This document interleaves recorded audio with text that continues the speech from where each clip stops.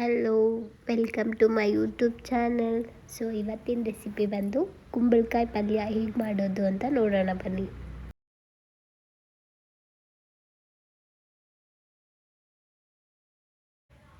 First ಒಂದು cooker ಇಟ್ಕೊಂಡು ಅದಕ್ಕೆ ಕಟ್ ಮಾಡ್ಕೊಂಡಿರೋ ಕುಂಬಳಕಾಯಿ ಹಾಕ್ಕೊಳ್ಳೋಣ.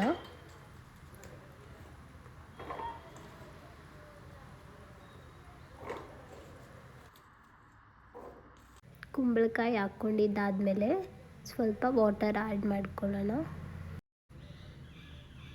ಸ್ವಲ್ಪ ಉಪ್ಪು ಹಾಕ್ಕೊಳ್ಳೋಣ. ಒಂದು 1/2 ಸ್ಪೂನಷ್ಟು ಆಯಿಲ್ ಹಾಕ್ಕೊಳ್ಳೋಣ.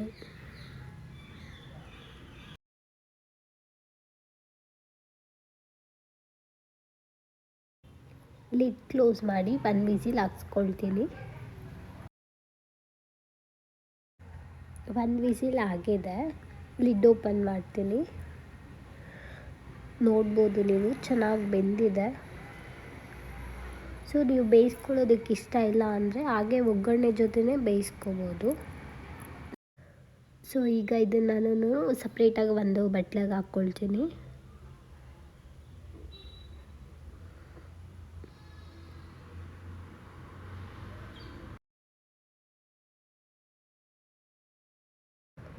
ಸೊ ಈಗ ನಾವು ಒಂದು ಒಗ್ಗರಣೆ ಮಾಡ್ಕೊಳ್ಳೋಣ. ಒಂದು ಬಾಣಲಿ ಇಟ್ಕೊಂಡು ಆಯಿಲ್ ಹಾಕ್ಕೊಳ್ತೀನಿ. ಒಂದು 3 to 4 ಟೇಬಲ್ ಸ್ಪೂನ್ ಆದರೆ ಸಾಕು. ಸಾಸಿವೆ ಹಾಕ್ಕೊಳ್ತೀನಿ. ಸಾಸಿವೆ ಎಲ್ಲ ಚಿಟ್ಲಾದ್ಮೇಲೆ ಕಡಲೆಬೇಳೆ ಹಾಕ್ಕೊಳ್ತೀನಿ.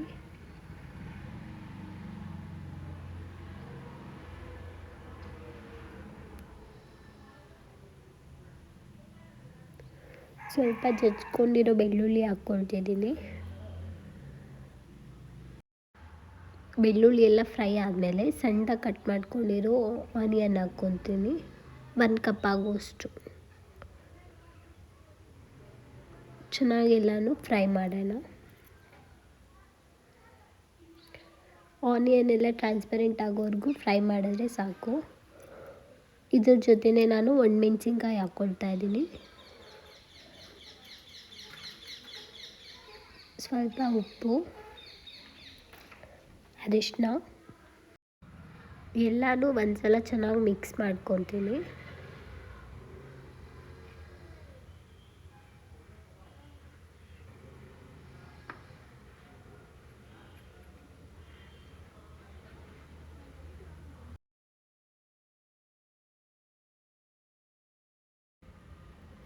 ಹಾಫ್ ಕಪ್ ಆಗುವಷ್ಟು ಸಣ್ಣದಾಗಿ ಕಟ್ ಮಾಡ್ಕೊಂಡಿರೋ ಟೊಮೊಟೊ ಹಾಕ್ಕೊಳ್ತೀನಿ.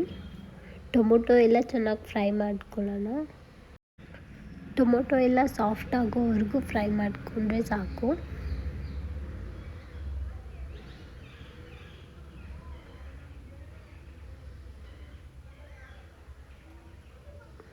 ನೋಡ್ಬೋದು ನೀವು ಟೊಮೊಟೊ ಎಲ್ಲ ಚೆನ್ನಾಗಿ ಫ್ರೈ ಆಗಿದೆ.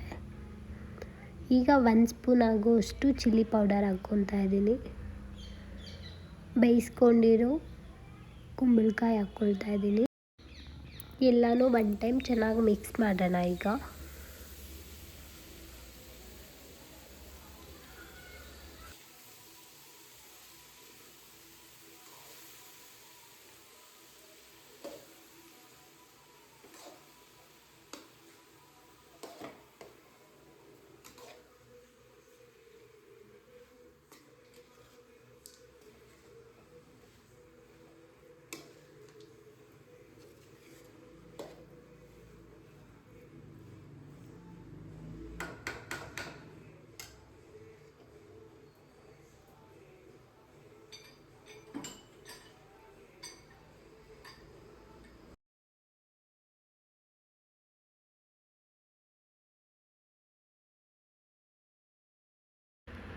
ಸೊ ಲಾಸ್ಟಲ್ಲಿ ಕೊತ್ತಂಬರಿ ಸೊಪ್ಪು ಹಾಕ್ಕೊಂಡು ಮಿಕ್ಸ್ ಮಾಡಿದ್ರೆ ಪಲ್ಯ ರೆಡಿ ಆಗುತ್ತೆ.